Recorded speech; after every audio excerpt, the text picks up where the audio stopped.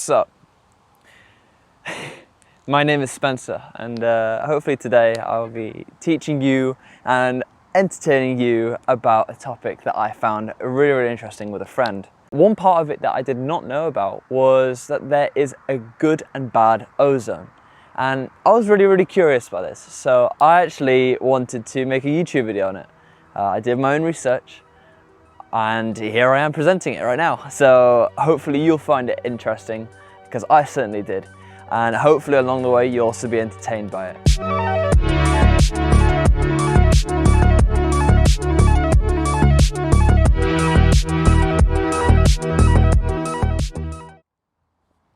Okay, so let's start off what good and bad ozone actually is. It might be quite misleading when you first hear it. You might think that one of them has a halo above their head and the other one had demon horns of some sort. This is not the case whatsoever. It is down to the position in the atmosphere where the ozone is located. But before we go into that, I'd like to go into some basic chemistry, just so we're all on the same level. If you cast your mind back to high school, A-levels, GCSEs, if you're in the UK, but high school level, you basically could remember something like oxygen. And its very, very similar relative, which is ozone, only has a difference of one atom, an oxygen atom. So we'll label this as oxygen. And this is known as ozone.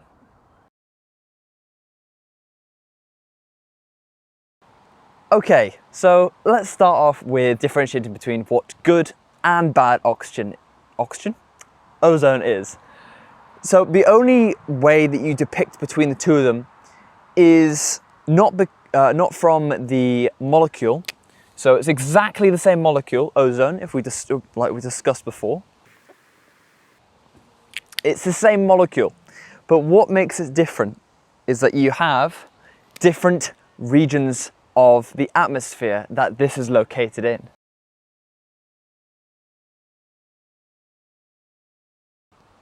Okay, so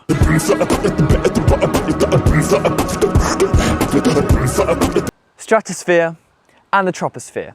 Now, I wouldn't be surprised if you've heard the stratosphere from when people have talked about aeroplanes.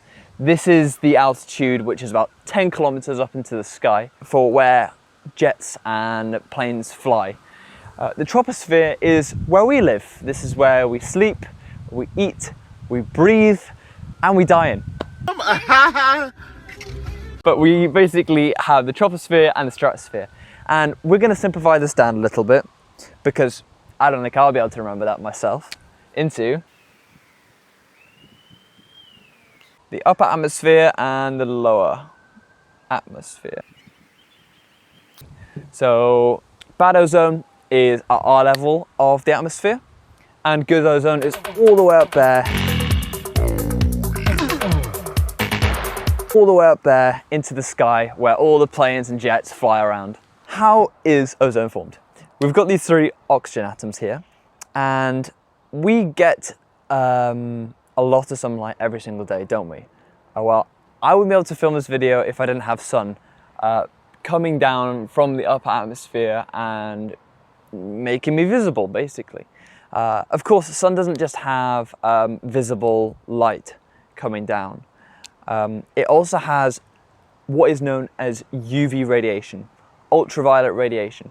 And you would have seen ultraviolet radiation when there is, when they are checking for fraudulent notes or fraudulent passports. That's ultraviolet light. That's an example of it. But ultraviolet light is known as an ionizing radiation. It's stuff that basically can really, really damage our DNA if we are heavily exposed to it. So now that's cleared out of the way. We have UV coming down, and this squiggly lines just meant to represent UV, that's all. And it goes here and it hits one of these bonds. Now, there is a lot of energy going from this wave here, or this radiation, into this bond. What that does is it breaks the bond. So you've used up that wave, and now you have two oxygens on their own. Oxygens hate being alone. So these guys aren't happy. So all they do is that they go over here and they go and ask these guys, hey, can I join you? These guys love having more oxygens with them. I believe it makes it more stable. Correct me if I'm wrong, but I believe it makes it more stable. So these guys go over here and join these pairs, and they make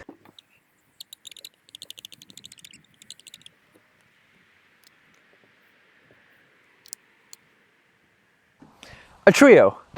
So you've made a trio, and these guys here, I swear I've seen this formula somewhere before earlier in the video. Is it ozone?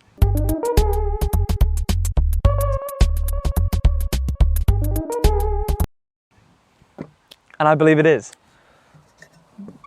So you've just formed from oxygen into ozone, from the introduction of an external ionizing source or high energy wave, basically. So this is basically what we've done in a simplified form. We have gone from 3 oxygens into 2 ozone molecules. Ta-da! So why do we care about this? Now, ozone, I like ozone quite a lot because ozone actually allows us to live and not die a really painful death. If we didn't have ozone in the upper atmosphere, what would eventually happen is that we would actually turn to a shriveled crisp. If you remember me mentioning that UV radiation was a radiation and it had high energy, what it does is it actually bombards our DNA. It goes straight through our arms, but on the way through that, if you imagine like a bullet, if you had a gun and you shot something, or if you shot this whiteboard, it would shatter into millions and millions of pieces, would it? So that's the same thing that happens with the UV rays. It goes straight through you and it actually shatters a lot of DNA strands as it goes through. And your DNA strands don't know what to do. They're like, oh God, we've just lost this whole DNA strand. We've got to put it all back together. So what they do is they try to put it back as close as they can to the original, but there usually is 1 or 2 things out of place. And this cell will still operate because it's only had a small part of it broken and it's been fixed. So it will multiply. So there'll be more and more and more and more. And so one small problem has turned into a huge problem. And this is where cancers develop. We do not want this at all.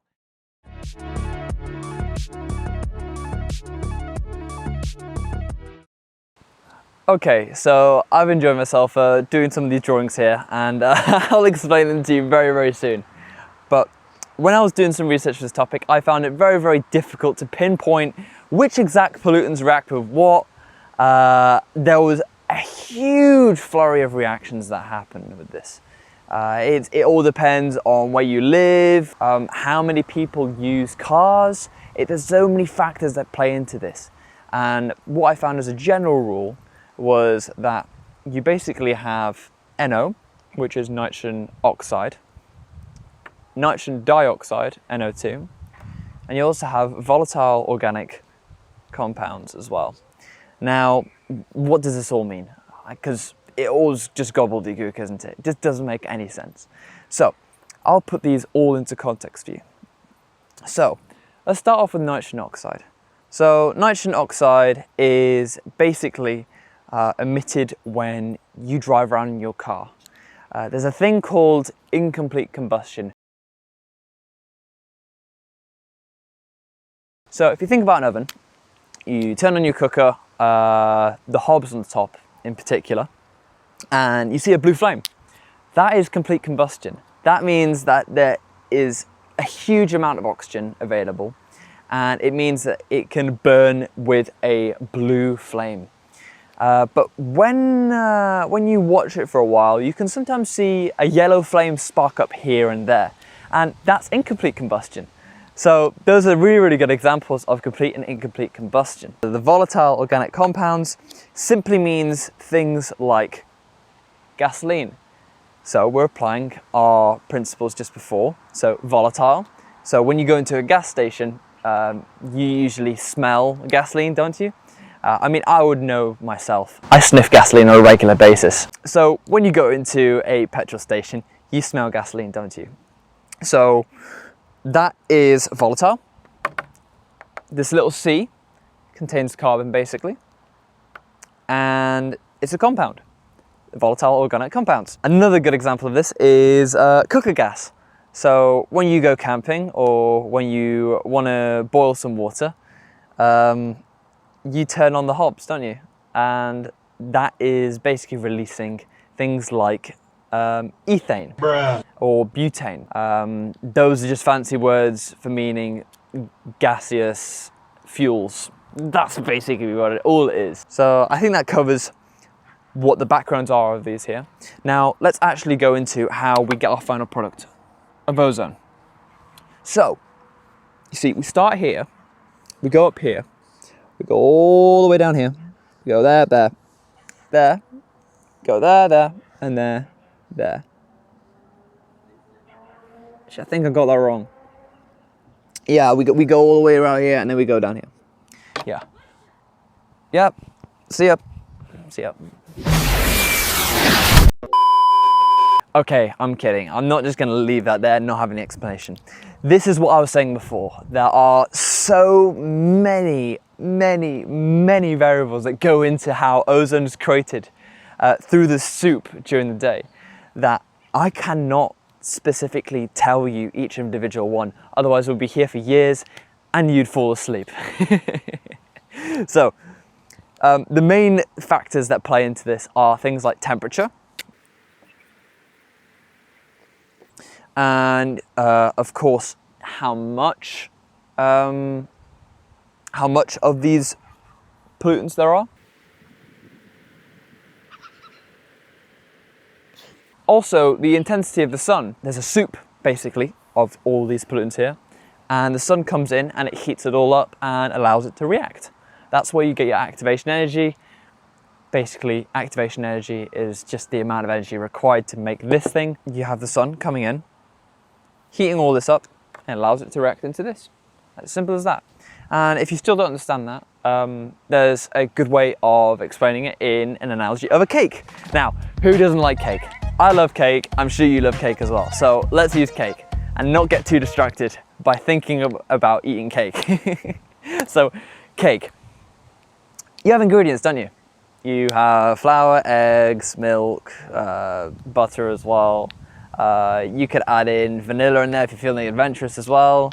So here's your ingredients here.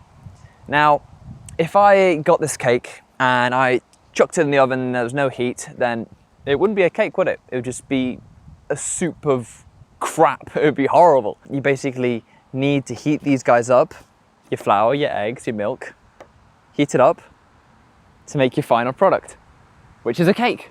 So that is basically all that's going on here. It's just a cake. Well, it's not a cake, it's a soup of death. But you get my idea. If you extrapolate it along to it, then yeah. Bad ozone has multitudes of effects on us living on the Earth's surface. This is you. And you breathe in a multitude of gases, one of which may be ozone. You might breathe it in just randomly here or there, depending on your city, depending on where you are. If you're in the countryside, you won't breathe as much in, but if you're in the city, you are likely to breathe a lot more in. And ozone is known as an oxidant. Now, for some of you, this might ring an alarm bell because you might have heard of an antioxidant, and this is exactly what it's combating against. In fact, its little brother, oxygen here, is actually an oxidant as well. So these guys are oxidants, and what basically an oxidant does to you is rip your cells apart. Remember when we were discussing about the single oxygens?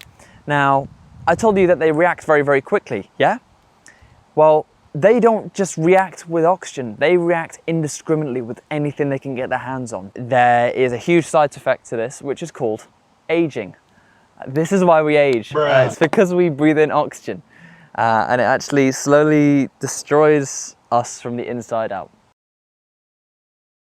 So when you basically have things like a tire or something like iron, it gets oxidized and it decays slowly. We all know that iron decays through a process called rusting and it gets browner. Rubber tires also decay through the little fractures that you get and the little kind of stress marks all the way throughout the tire. That is what causes it quite a lot of the time. And this can be really, really bad for us because it means that we have to replace our tires every single year or every couple of years because of this problem.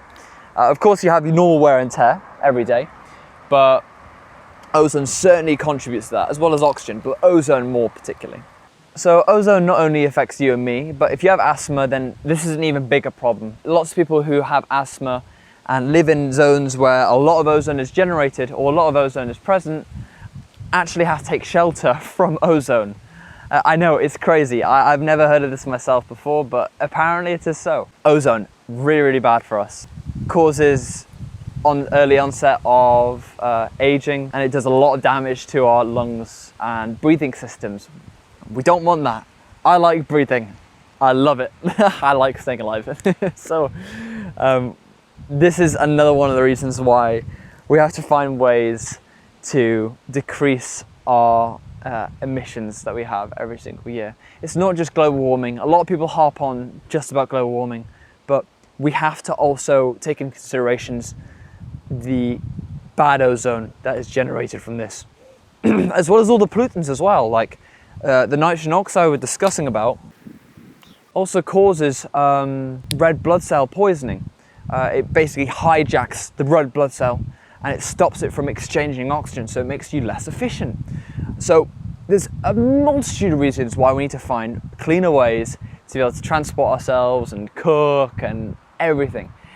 But for now, we still have this problem.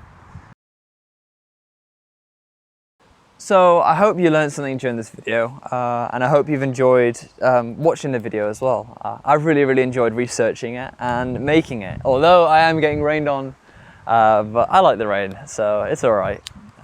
But I hope you've been entertained and I hope you've enjoyed it. And if you have any questions, please go into the comment section, tap something out for me.